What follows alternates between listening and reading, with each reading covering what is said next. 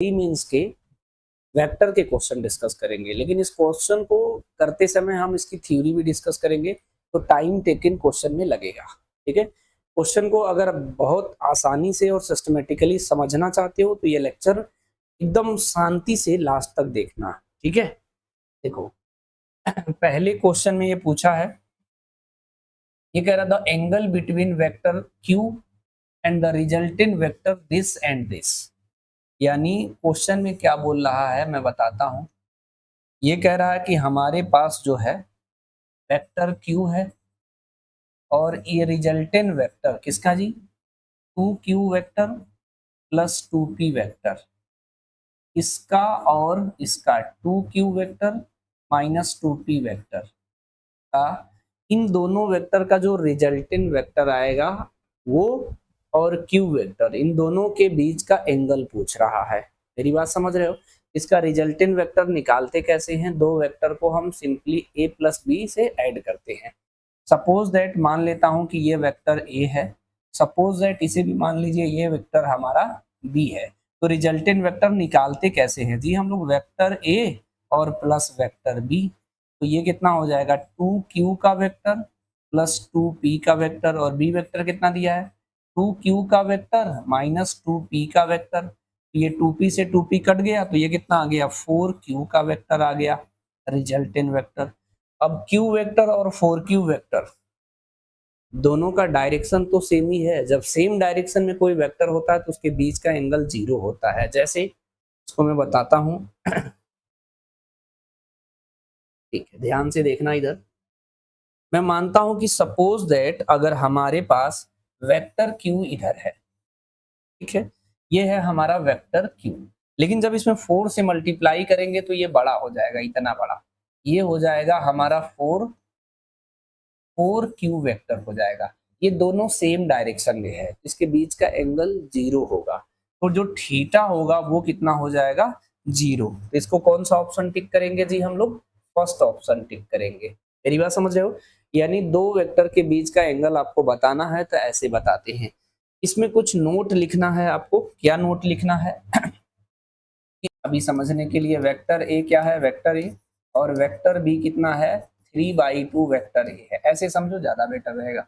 ये वेक्टर हमारा इधर है और 3/2 मतलब 1.5, वेक्टर ए इधर है, वेक्टर दोनों का डायरेक्शन सेम है तो इसके बीच का एंगल कितना हो जाएगा 0। एक तो तरीका है इस पैटर्न पे सवाल बनता है, इस पैटर्न पे। दूसरा है डायग्राम बना के भी पूछ सकता है, डायग्राम इन द सेंस ये हमारा वेक्टर है इस तरीके से, ठीक है, ठीक है, और ये जो है वेक्टर है इस तरीके से, ध्यान से समझना।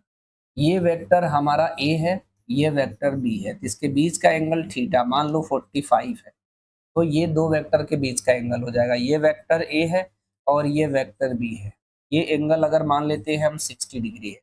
इसमें पूछेंगे वेक्टर ए और वेक्टर बी के बीच का एंगल, तो हमेशा एरो पे फोकस करिएगा, इसका एरो इधर है, इसका एरो इधर है। इसको समझने के लिए आपको करना क्या होगा, इस लाइन को जो है बड़ा कर दो, ठीक है, इस लाइन को भी बड़ा कर दो ताकि कंफ्यूजन ना हो, ठीक है। उसके बाद बहुत सारे एरो बना दो, इसका डायरेक्शन किधर है, ऊपर की ओर है, इसका डायरेक्शन किधर है जी, ऊपर की ओर है, इसका डायरेक्शन किधर है जी, इधर की ओर है, ठीक है। इससे कंफ्यूजन नहीं होता है बच्चों को, ये इधर जा रहा है, ये इधर जा रहा है, तो ये वाला एंगल होगा ना दो वेक्टर के बीच का एंगल, तो ये कितना है, टोटल कितना होता है 180, तो ये कितना हो जाएगा 180 और माइनस 60, तो कितना आएगा जी, ये आएगा हमारा 120 डिग्री आएगा सॉल्व करने के बाद। इस तरीके से आपको समझना है, अगर डायग्राम बना के देगा तो समझना है आपको, है ना। जैसे अगर एक वेक्टर इधर दे दे और ये वेक्टर, तो इसके बीच का एंगल 90 डिग्री होगा। एक वेक्टर इधर दे दे और ये ए वेक्टर इधर दे दे, ठीक है, इसके बीच का एंगल 90 डिग्री है, लेकिन इसके बीच का एंगल देखोगे तो कितना हो जाएगा 180 हो जाएगा। मेरी बात समझे? लेकिन इसी वेक्टर को अगर मैं ऐसे बना रहा हूं, अगर मैं ऐसे बना दे या मैं ऐसे बना दूं, ध्यान से समझना, तो ये वेक्टर ए है हमारा और ये वेक्टर बी है, तो इसके बीच का जो ये एंगल है ये नहीं लेना है, इसे लेना है 90 डिग्री होगा। तो सर वेक्टर पहचानेंगे इस तरीके से, लेकिन आप ये वाला एंगल क्यों नहीं ले रहे हैं इसे ध्यान से समझना। दो वेक्टर के बीच का एंगल, नोट का ये सारा फर्स्ट पॉइंट मान लो। सेकंड पॉइंट है कि दो वेक्टर जैसे ऐसे है हमारा, ये वेक्टर ए है और ये वेक्टर बी है, तो इसके बीच का एंगल थीटा है। तो ये थीटा जो होगा ना 180 और 0 के बीच में होगा। 180 भी हो सकता है, 0 भी हो सकता है, इसके बीच में होगा। जैसे 270 डिग्री नहीं होगा। ये प्रॉपर समझना, एरो बना के भी समझ सकते हो, ऐसे भी समझ सकते हो, ठीक है। लेकिन अभी तो फिलहाल मुझे मैथमेटिकली ऐसा क्वेश्चन मिला, ये क्यू वेक्टर है, ये 4 क्यू वेक्टर है। तो अगर क्यू वेक्टर छोटा है तो 4 क्यू वेक्टर बड़ा हो जाएगा, लेकिन डायरेक्शन तो सेम ही रहेगा। तो सेम डायरेक्शन में उसके बीच का एंगल 0 हो जाएगा। इस तरीके से समझना है, ठीक है। If two vector A and B having equal magnitude are incline at angle theta, इसमें कौन सा सही होगा? इसमें माइनस का भी लिखा है, प्लस का भी लिखा है, तो मैं दोनों को सॉल्व करके बताता हूं, फिलहाल आपको लर्न रखना है, ठीक है। देखो, दो वेक्टर अगर आप ऐड करते हो, ठीक है, इधर हम मान लेते हैं कि वेक्टर जो है ए है, और ये इधर मान लेता हूं मैं कि वेक्टर बी है। करते क्या है जी, हम लोग इसके पैरेलल इधर और इसके पैरेलल इधर करते हैं, ठीक है। बना नहीं है, सही से बना लेना। ये डायगोनल को मिला देते हैं, ठीक है। उसके बाद जो है इसके बीच का जो एंगल होता है ये थीटा होता है। ये वेक्टर ए है और ये वेक्टर बी है, ठीक है। उसके बाद मैं कह रहा हूँ कि इसको थोड़ा सा ऐसे खींच लो और ऐसे खींच लो। यहाँ से क्या फॉर्मूला याद रखना है भाई? पहला तो इसको बोलते हैं रिजल्टेंट वेक्टर। ये रिजल्टेंट वेक्टर है क्या जी? Vector A plus vector B. अगर मुझे इसका मैग्नीट्यूड निकालना है, vector A plus vector B का मैग्नीट्यूड निकालना है, तो फॉर्मूला क्या यूज करते हैं जी? रूट में A square plus B square plus 2ab cos theta. ये तो रहा मैग्नीट्यूड। फिर डायरेक्शन कैसे निकालते हैं? तो यहाँ से भी निकाल सकते हो तो इसे अल्फा लोगे, यहाँ से भी निकाल सकते हो तो इसे बीटा बोलते हैं, ठीक है। अगर हम 10 अल्फा लिखते हैं, अभी इसमें फिलहाल पूछा नहीं है, लेकिन इसकी पूरी थ्योरी मैं इसमें डिस्कस करूंगा, ध्यान रखना। 10 अल्फा अगर निकालना होगा तो अल्फा कहाँ से ले रहे हैं? ए से, तो नीचे ए को ऐड करना है। टेन थीटा मतलब साइन ऊपर होगा, तो बी साइन थीटा ऊपर होगा और नीचे बी कॉस थीटा होगा। क्योंकि यहाँ ए ले चुका हूं तो यहाँ प्लस हो जाएगा। हो सकता है कि बीटा पूछ रहा हो इसमें, तो बीटा जो है हमारा कहाँ है? बी से है, तो नीचे बी को हम ऐड कर देंगे, ठीक है। तो ये कितना हो जाएगा जी? बी तो यूज कर चुके हैं, तो ए साइन थीटा और प्लस ए कॉस थीटा हो जाएगा। ये बात से सहमत हो? सिंपल अगर मैं इसी को, सेम सवाल को अगर मैं माइनस कर दूं, या एक काम और कर सकते हैं हम लोग कि इसी को जो है इधर कर देते हैं तो ज्यादा सही रहेगा, है कि नहीं? ठीक है भाई, इसी में बना लेते हैं ना। अगर हम लोग ए माइनस बी करें तो बी का डायरेक्शन सीधे सीधे बदल जाएगा, ऐसा हो जाएगा। उसके बाद क्या करना है? वही वेक्टर का तरीका, इसके पैरेलल इधर, इसके पैरेलल इधर, और इसका जो डायगोनल होगा वो हमें रिजल्टेंट वेक्टर बताएगा, ध्यान से समझना। तो ये हो जाएगा माइनस का वेक्टर बी और ये हो जाएगा, तो ये जो आएगा रिजल्टेंट वेक्टर, ये आएगा vector A minus vector B. इसको दोबारा सॉल्व करने की जरूरत नहीं होता है, समझे कि नहीं मेरी बात? अभी रिजल्टेंट वेक्टर निकालना है तो खुद सोचो, अगर ये थीटा है तो ये एंगल कितना हो जाएगा? 180 माइनस का थीटा, सिंपल सी बात। अगर मैं इसे सपोज दैट इसको हम मान लेते हैं क्या जी, अल्फा बीटा गामा हम मान ही चुके हैं। क्या मान लिया जाए जी? डेल्टा मान लेते हैं, सपोज दैट डेल्टा। तो ये कितना हो जाएगा? डेल्टा बाई 2, और ये कितना हो जाएगा? Delta by 2। सिंपल सी बात है, कोई माथा पच्ची नहीं कर। इस फिगर को अलग से बनाओगे तो ये सिर्फ माइनस डायरेक्शन ही बता रहा था। एक वेक्टर हमारा इधर है, वेक्टर ए, और एक वेक्टर इधर है माइनस वेक्टर बी। लेकिन मैग्नीट्यूड तो हम बी ही लेंगे ना, इसके पैरेलल इधर, इसके पैरेलल इधर, ये आ गया हमारा, तो ये आ जाएगा। तो इसके एंगल को मैंने क्या माना? डेल्टा। तो आर का जो फॉर्मूला बनेगा, क्या बनेगा जी? Vector A minus vector B का मैग्नीट्यूड निकालना होगा, तो रूट में क्या करेंगे जी? A square plus B square और प्लस का 2ab कॉस का डेल्टा, सिंपल सी बात है। अलग से नहीं पढ़ेंगे। अब इसमें से मान लो मुझे ये ए से निकालना होगा, तो ये मैंने बताया डेल्टा बाई 2, डिवाइड नहीं करना है, अल्फा बीटा मानना था। चलो फिर ये डेल्टा बाई टू कब मानना है, जब ये इसका और इसका मैग्नीट्यूड सेम हो जाएगा, ऐसे नहीं मानना है, ठीक है। तो इसको कंडीशन याद रखना। यहाँ से क्या माना हूँ जी, अल्फा डैश मान लो, यहाँ से बीटा डैश मान लो, तो यहाँ से निकालेंगे हम लोग 10 अल्फा डैश, सिंपल सी बात है ना। तो ये कितना हो जाएगा जी, नीचे कितना हो जाएगा, अल्फा ए से निकाल रहे हैं तो ए प्लस ऊपर हो जाएगा बी साइन डेल्टा, और क्या हो जाएगा बी कॉस डेल्टा। अगर 10 बीटा डैश निकालेंगे तो ये कितना हो जाएगा जी, बी को अब ऐड करना है, ये कितना हो जाएगा ए साइन डेल्टा और प्लस का ए कॉस डेल्टा। अब इसी को तो रिप्लेस करना है, सिंपल सी बात। क्या रखना है जी इसमें, डेल्टा के जगह रखना है 180 माइनस थीटा रखना जरा इसमें। ये हो जाएगा रूट में A square plus B square plus 2ab cos 180 minus theta. Cos 180 minus theta क्या होता है, ध्यान रखना, A square plus B square minus का 2ab कॉस थीटा होगा। Cos 180 minus theta minus cos theta होता है। कहाँ से पता चलता है कि जब ये फर्स्ट कोऑर्डिनेट है, ये सेकंड है, और ये होता है 180 में से कुछ भी घटाओगे तो इसमें आ जाएगा, और इसमें सिर्फ साइन थीटा और कोसेक थीटा पॉजिटिव होता है, कॉस थीटा माइनस होता तो ये माइनस हो गया। तो ये फॉर्मूला बना।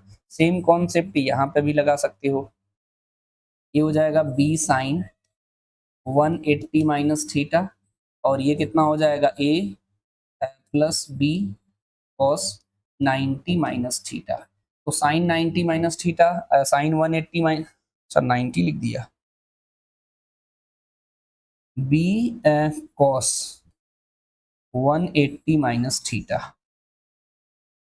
ये कितना हो जाएगा B sine T minus theta, इसी में जाएगा तो ये प्लस में हो जाएगा, तो ये हो जाएगा बी साइन थीटा, और नीचे क्या हो जाएगा माइनस हो जाएगा, तो ए माइनस कॉस थीटा हो जाएगा, ठीक है।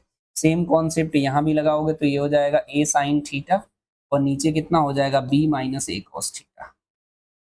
ये फॉर्मूला कहीं भी लगा सकते हो, इसका भी कोई लॉजिक नहीं बनाए। जो यहाँ कंडीशन ले रहे थे डेल्टा बाई टू, ये कब होता है मैं अभी बताता हूँ, फिर उस क्वेश्चन का सोल्यूशन देखोगे तो ज्यादा हेल्पफुल रहेगा आपके लिए, ठीक है। ये ए प्लस बी के लिए होता है, ये ए माइनस बी के लिए होता है। मैं तो ए प्लस बी और ए माइनस बी को सेम ही समझता हूँ, बस थीटा समझ लेना कि यहाँ पर क्या हो जाएगा, अगर ये थीटा है तो ये 180 माइनस थीटा हो जाएगा। तो ये जो दो फॉर्मूले समझ में आए, इसका जो है क्या करना है जी, कंडीशन। अगर मैं R equal to vector A plus vector B का फॉर्मूला देखेंगे तो ये हो जाएगा हमारा A square plus B square plus 2ab cos theta. अगर माइनस का फॉर्मूला देखेंगे ये हो जाएगा R equal to vector A minus vector B का फॉर्मूला क्या बनेगा जी, A square plus B square minus का 2ab कॉस थीटा। अगर मैं कह रहा हूं कि अगर वेक्टर ए और वेक्टर बी का मैग्नीट्यूड सेम है, ए हो जाए, तो क्या होगा, ये हो जाएगा रूट में A square plus 2a into A cos theta. A square इसे सॉल्व करोगे तो कितना हो जाएगा, ये हो गया 2a स्क्वायर, ये भी कितना हो जाएगा 2a स्क्वायर कॉस थीटा हो जाएगा। इसको 2a स्क्वायर को कॉमन ले लो तो ब्रैकेट में 1 प्लस कॉस थीटा बचेगा। इसके बाद थोड़ी सी मैथ यूज करना, इसीलिए जो एक्सप्रेशन निकालेंगे मेरा एडवाइस है कि ये रटा होना चाहिए, है ना। कॉस थीटा की वैल्यू यहाँ क्या रखने वाले हैं कि 1 कट जाए, तो 1 कटने के लिए रखेंगे हम लोग 1 minus 2 cos square theta by 2 minus 1।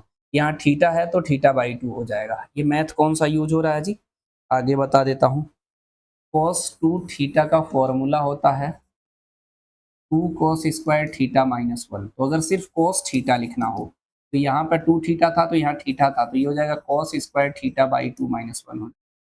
Cos 2 theta का फॉर्मूला होता है 1 माइनस 2 साइन स्क्वायर थीटा। सिर्फ कॉस थीटा का लिखना हो तो 1 minus 2 sine square theta by 2 हो जाएगा।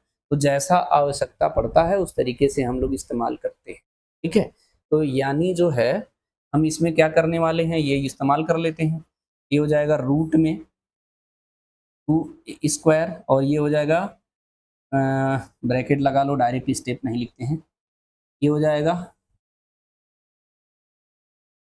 ये कितना हो जाएगा 1 plus 2 cos square theta by 2 minus 1। तो ये 1 से 1 कट गया। इसको सिंप्लीफाई करेंगे अगर हम लोग, ठीक है, इसे सिंप्लीफाई करेंगे तो ये रूट में बचेगा क्या हमारा, ये 2a स्क्वायर है और into 2 cos square theta by 2 होगा। तो 2 दो बार है तो एक 2 बाहर आ गया, a स्क्वायर है तो एक a बाहर आ गया, कॉस स्क्वायर थीटा बाई 2 है तो कॉस थीटा बाई 2 कॉमन हो गया। तो ये हमारा रिजल्टेंट वेक्टर आ गया प्लस का, ठीक है भैया। अगर इसे माइनस को करते हैं, इसमें भी कंडीशन मानते हैं, यहाँ इफ लिख लो, इफ वेक्टर ए और वेक्टर बी का मैग्नीट्यूड सेम हो जाता है और ए हो जाता है सपोज दैट, तो आर की वैल्यू निकालोगे तो रूट में क्या होगा, ए स्क्वायर प्लस ए स्क्वायर प्लस 2a इंटू ए कॉस थीटा माइनस है, सॉरी, ये हो जाएगा रूट में A square plus A square minus का 2a इंटू ए और कॉस थीटा।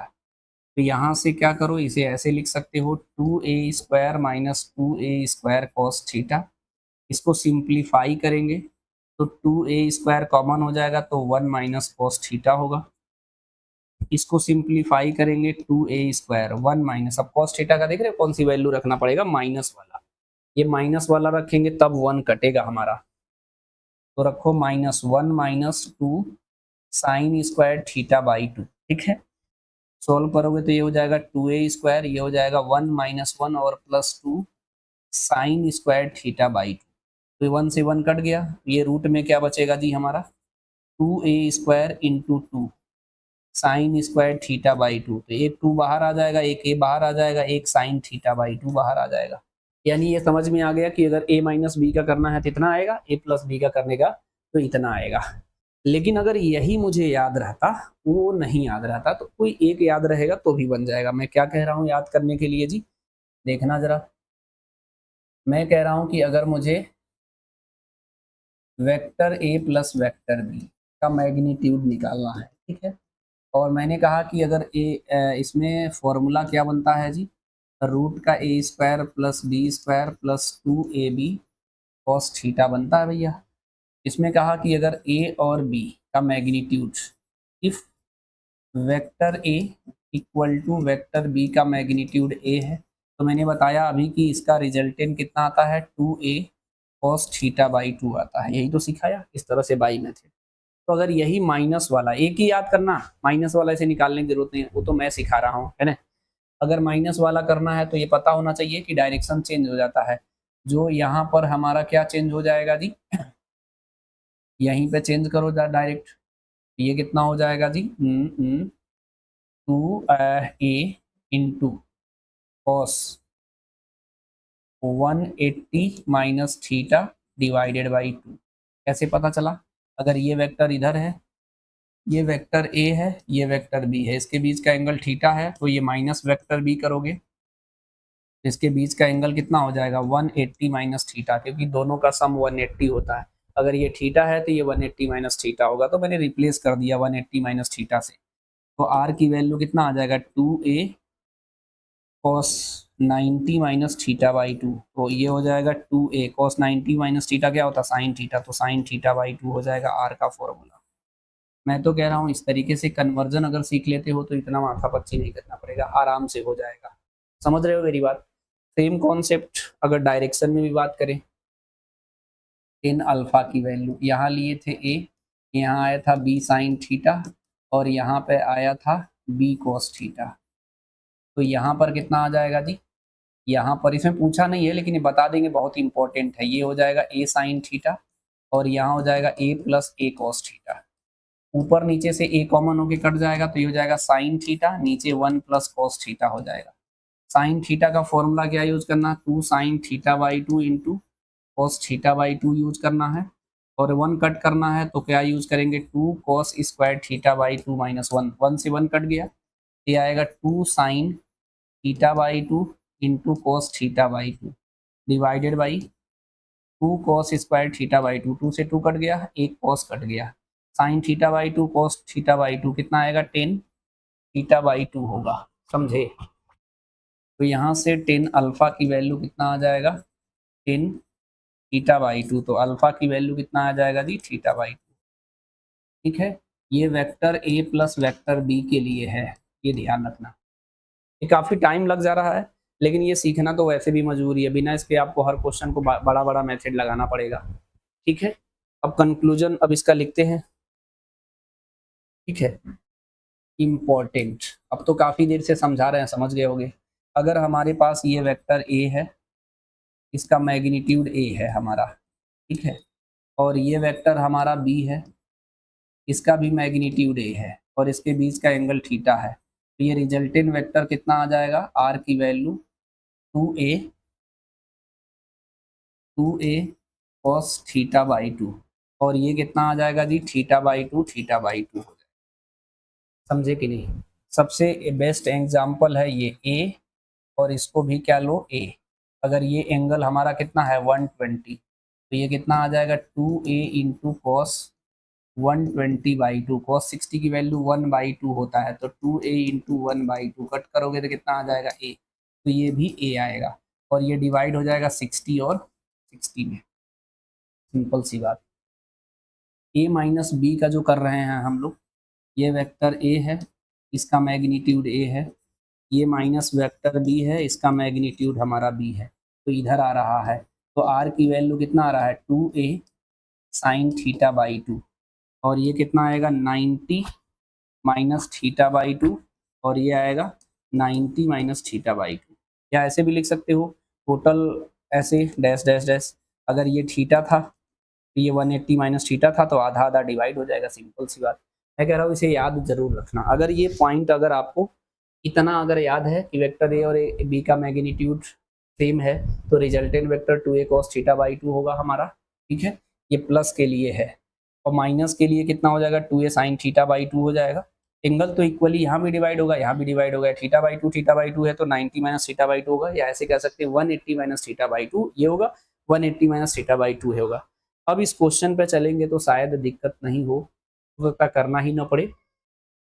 इसमें बोला है two vectors A and B having equal magnitude are incline at angle theta. ठीक है, तो ए प्लस बी का अभी बताया ना कि अगर हमारे पास वेक्टर ए है और ये वेक्टर जो है बी है, ए वेक्टर बी है, इसका रिजल्टेंट अगर ये दोनों का सेम है हमारा, इसका भी मैग्नीट्यूड सेम है, तो कितना बोल रहा है जी, आर बोल रहा है, इसका भी मैग्नीट्यूड सेम है, इसका जो ए माइनस बी का मैग्नीट्यूड आएगा हमारा, ठीक है, ए प्लस बी का पहले लिख लो मैग्नीट्यूड, ये आएगा 2r cos theta by 2।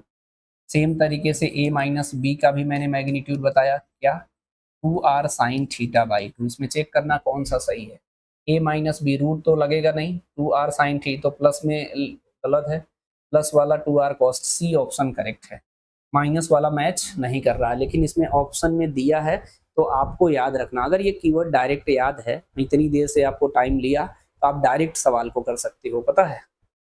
Two force having magnitude a and a by 2 are perpendicular to each other, the magnitude of resultant, पता r का फॉर्मूला ही डायरेक्ट लगा दो, कोई दिक्कत नहीं है, ये हो जाएगा a square plus B square plus 2ab cos 90, क्योंकि परपेंडिकुलर है cos 90 जीरो, तो रूट में a square plus B square आएगा, तो ये a स्क्वायर है और b कितना है a बाई 2 का होल स्क्वायर है, तो सिंपली ऐड करोगे तो ये कितना हो जाएगा हमारा a square plus a square by 4, add करोगे एलसीएम लेके तो यहाँ 4 आ जाएगा, तो 4 और 1 5a स्क्वायर डिवाइडेड बाई 4, तो रूट में 5 हो जाएगा, a स्क्वायर बाहर आ जाएगा, 4 से 2 बाहर आ जाएगा, रूट 5a बाई 2 रूट, तो डी ऑप्शन करेक्ट हो गया हमारा। बहुत ज़्यादा टफ सवाल नहीं है, लेकिन आपको बेसिक कीवर्ड सीखना पड़ेगा, है ना। यहाँ पे क्या पूछा है, when vector a is subtracted from the vector b, it gives the vector equal to this, then magnitude of vector b। ये कह रहा है कि ये वेक्टर ए है सब्ट्रैक्टेड फ्रॉम वेक्टर बी, तो वेक्टर बी क्वेश्चन भी समझना है। Vector B minus vector A करने के बाद कह रहा है 2j कैप आ रहा है, तो वेक्टर बी पूछा है तो 2j कैप और ये माइनस है, इधर आ जाएगा वेक्टर ए, ये हो जाएगा 2j कैप और वेक्टर ए कितना दिया है जी 2i cap 3j cap plus 2k cap. इसे ऐड करो, ये हो जाएगा 2i कैप 2j और 3j, ये हो जाएगा 5j cap plus 2k cap. इसका मैग्नीट्यूड पूछा है वेक्टर बी का, तो मैग्नीट्यूड कैसे निकालते हैं जी, आई जे के कोफिशिएंट का स्क्वायर कर देते हैं रूट में, ये हो जाएगा 2 का स्क्वायर, ये हो जाएगा हमारा 5 का स्क्वायर, ये हो जाएगा हमारा 2 का। सिंप्लीफाई करते हैं तो वेक्टर बी का जो मैग्नीट्यूड है वो आएगा रूट में 4 और 25 और प्लस 4। बोलो जी, ये कर रहा हूँ। तो ये कितना आएगा हमारा रूट में आएगा 29, 5 4 9 1 10 33 आएगा। ठीक है, तो इसमें आंसर जो है 33 नहीं कोई दिख रहा है, तो हम एक काम करते हैं इसी को बना ही लेते हैं। नहीं,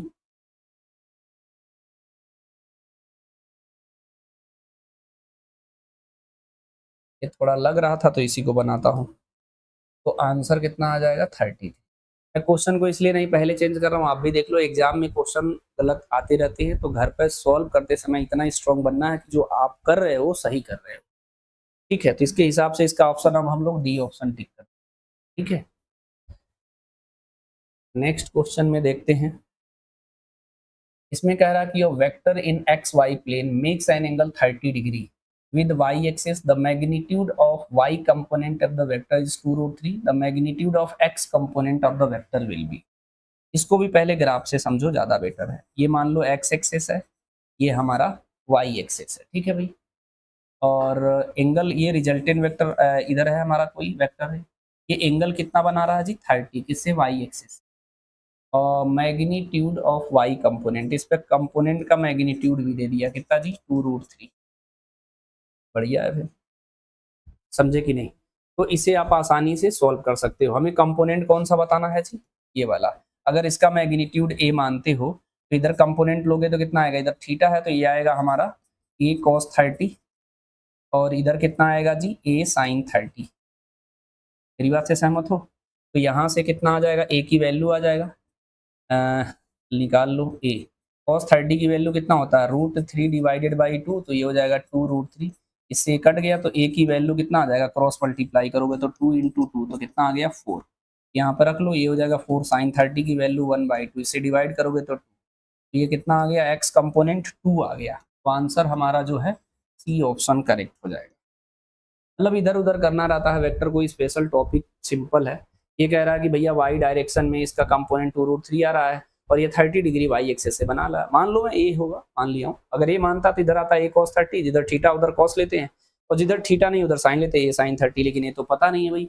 लेकिन ये ए cos 30 की वैल्यू 2√3 है, तो यहाँ से ए पता चल गया 4, यहाँ 4 डाल दिया, sin 30 1/2 डिवाइड किया तो 2 आ गया फाइनल आंसर। मतलब ऐसा नहीं है कि बहुत ज्यादा टफ है वेक्टर, धीरे धीरे समझोगे तो काफी ईजिली आएगा।